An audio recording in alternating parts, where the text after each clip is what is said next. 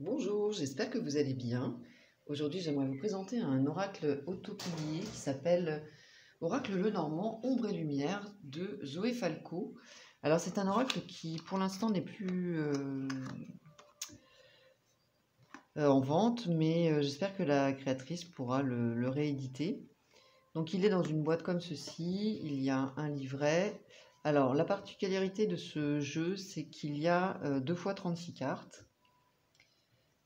Et il y a donc il y a l'aspect positif, le voici, et l'aspect négatif. Alors, au niveau de la qualité, voici le format. Donc c'est un format type carte poker. Elles sont mates, elles sont de bonne qualité, elles sont standards au niveau de l'épaisseur, et puis le carton tient bien. Le dos est très joli. Les tranches sont neutres et elles glissent bien. Donc les cartes sont dans l'ordre, je ne vais pas les mélanger. Donc vous voyez qu'elles glissent très bien. Allez, on va regarder donc la version positive et la version négative.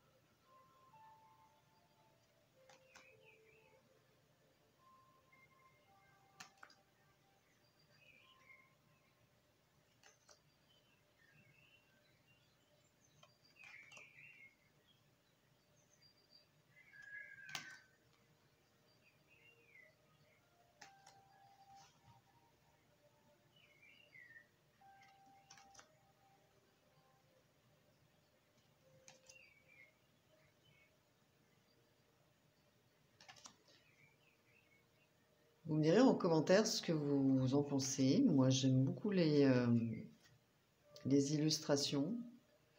J'aime bien l'idée aussi de soit d'utiliser le jeu en entier, de mélanger toutes les cartes. Dans le livret, la créatrice nous invite aussi à une autre utilisation. Donc l'avantage évidemment, c'est qu'on a immédiatement la tendance. Alors il y a sur chaque carte un petit symbole. Donc une étoile pour ce qui est positif et puis une tête de mort pour la partie négative.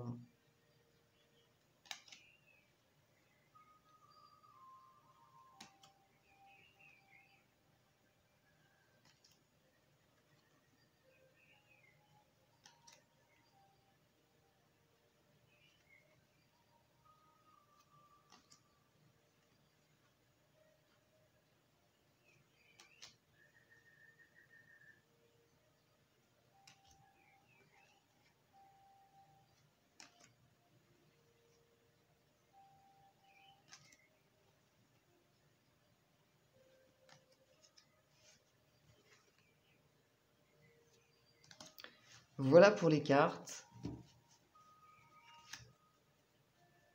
Et pour le style graphique. Alors au niveau du livret, on a une introduction avec donc les symboles qui sont représentés sur les cartes. Et puis la signification des cartes positives avec la signification, bien entendu, des cartes négatives. Alors, et puis deux propositions de tirage. Alors on va les voir par exemple pour les cartes qui sont déjà négatives. On va prendre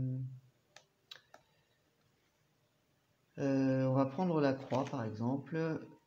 Pas la croix, le cercueil. Donc ici, elle met fin d'une situation, deuil psychologique, ok. Ça, c'est pour les cartes positives. Et en carte négative, enfermement, dépression, ne pas voir le bout du tunnel. Donc voilà, on a l'aspect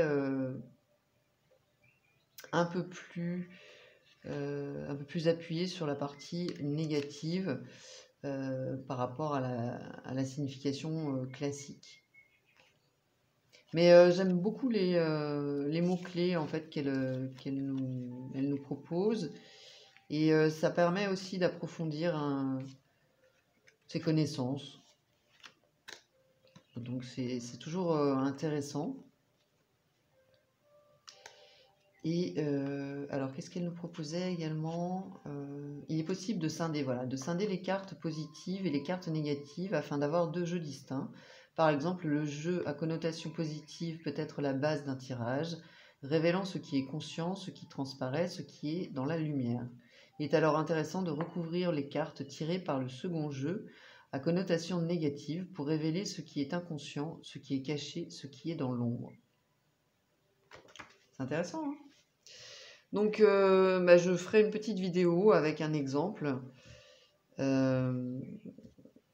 Mais voilà, donc déjà les cartes sont, en tout cas je les trouve inspirantes. Et puis j'aime bien l'idée d'avoir cette partie sombre et la partie lumineuse. Vous me direz en commentaire ce que vous pensez de ce jeu. J'aime beaucoup, moi j'aime beaucoup l'idée. Et puis pour vous le procurer, soit vous contactez la créatrice, je pense qu'elle doit avoir un site internet. Et sinon vous pouvez le trouver évidemment sur les sites de vente d'occasion. Donc là, n'hésitez pas à me donner vos avis en commentaire, likez, partagez, abonnez-vous si ce n'est pas déjà fait. Je vous remercie et je vous dis à tout bientôt. Bye bye.